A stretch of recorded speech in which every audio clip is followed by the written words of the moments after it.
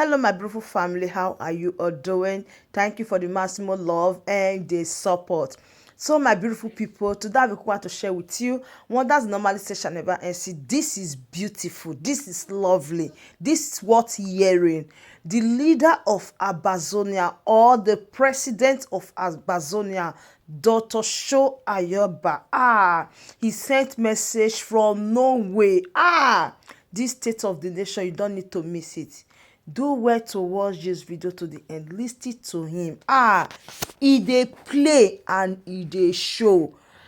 Dr. Cho Ayaba send message not before play. Now for people to hear and know that of a truth, he is still very strong in his quest for freedom. This Dr. Cho Ayaba message from Norway prison, everybody confirm and say of a truth this one a message.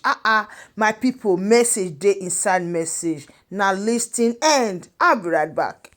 Mothers, brothers and sisters, children back in the territory of Ambsonia,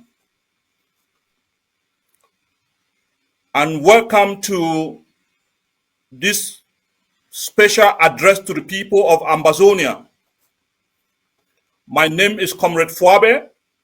I'm the Chief of Staff of the President of the Ambsonia Governing Council, AGOVC. As you all know, Dr. Cho Ayaba, your leader, was arrested by the Norwegian police in September 2024. Restriction to communicate with the outside world was placed on him, and we've not been able to communicate with him since then. Last March, those restrictions were uplifted. Myself and other staff of the AGOVC Norway visited your leader in the prison in Oslo on the 1st of April 2025. I also took along communique from the Vice President of the AGOVC, Dr. Julius Nee, addressed to the President. I met your leader in a good state of mind, physically fit, mentally fit, and revolutionary in very high spirit.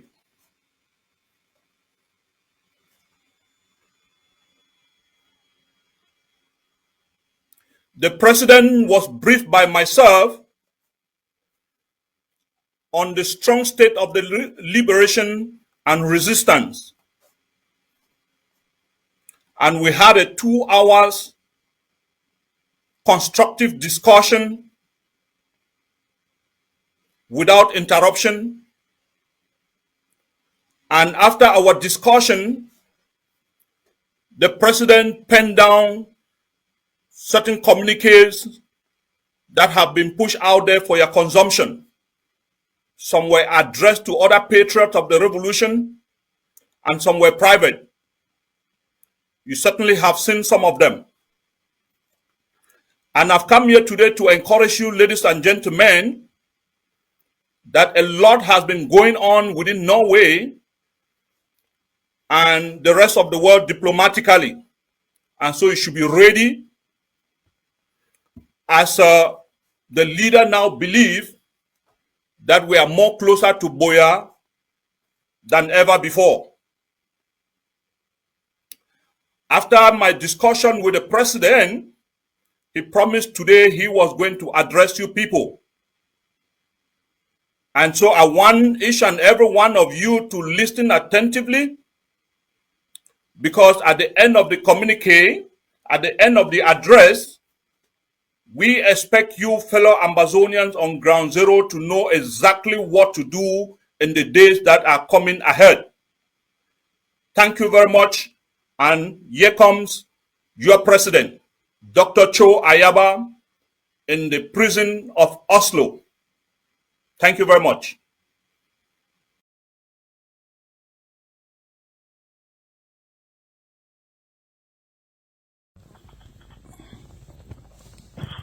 My fellow Ambazonians, this is Dr. Cho Ayaba. Glory to Ambsonia. I was briefed 2 days ago. For 5 months, I was cut off from any information. Even when the family made a visit, the police was sitting in. Thank you all for your continuous sacrifices. Thank you for standing firm for our country. Thank you for not yielding to the machinations of spineless profiteers and hijackers who've robbed millions of hope. Glory to our prisoners. Glory to our people.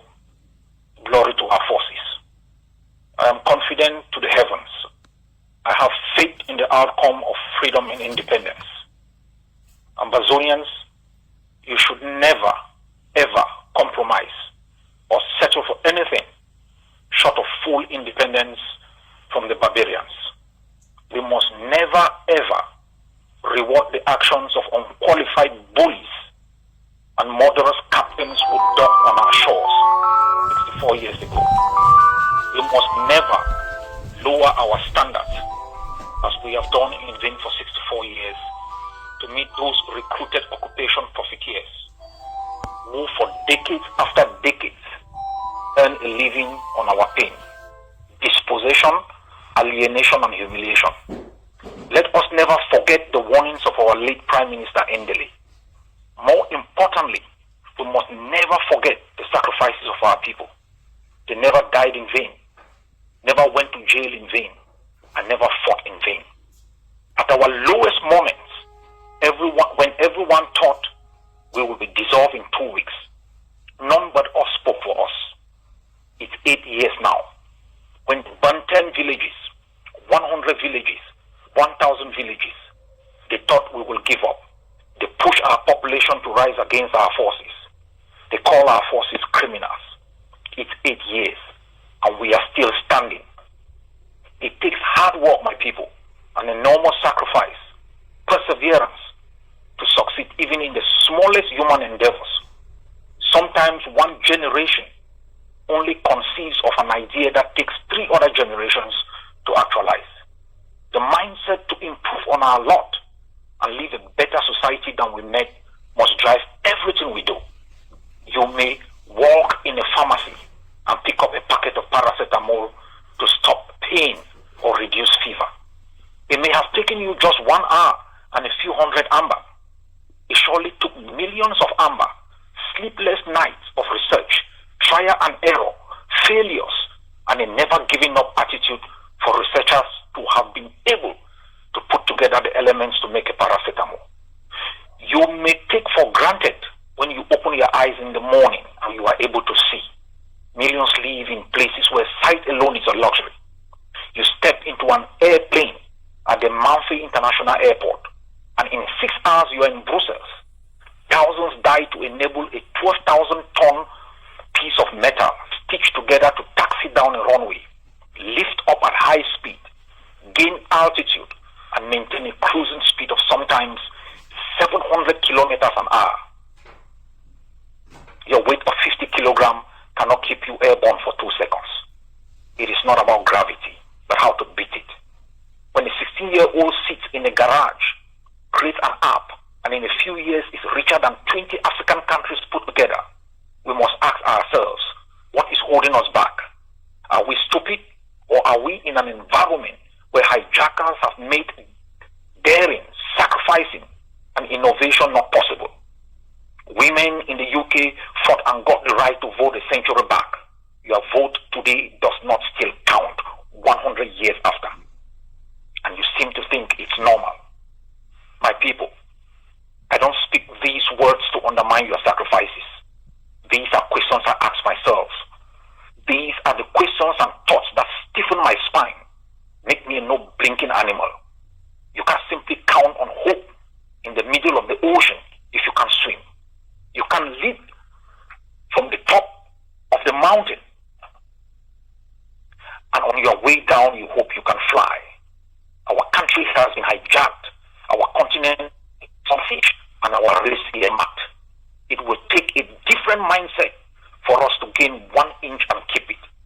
We must develop the mindset of the men and women who landed on the beaches of Normandy, step by step,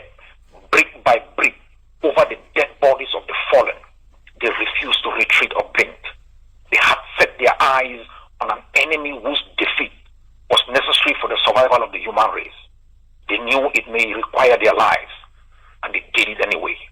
When tyrants rule by terror and subdue men and women of honor to surrender, abdicate their responsibility and give up on the assumption that tyranny yields to reason, good faith shows compassion in the face of pain.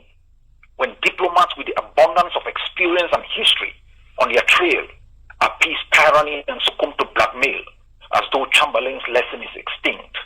When profiteers of genocide, aggression, alien rule enable and collaborate with the loot and a system of utter brutality with the hope that our defeat will usher them power, lest they forget Petain and Quisling.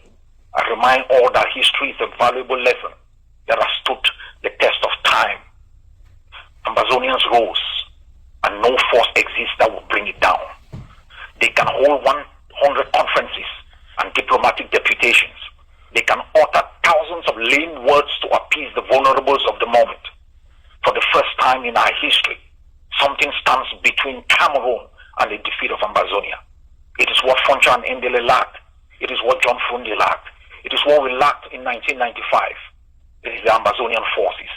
Without them, Cameroon's old strategy of bribing leaders, killing many, burning villages, putting thousands in jail, exiling others, would have left the population vulnerable and defenseless. Now you can see that this one is not just an ordinary message.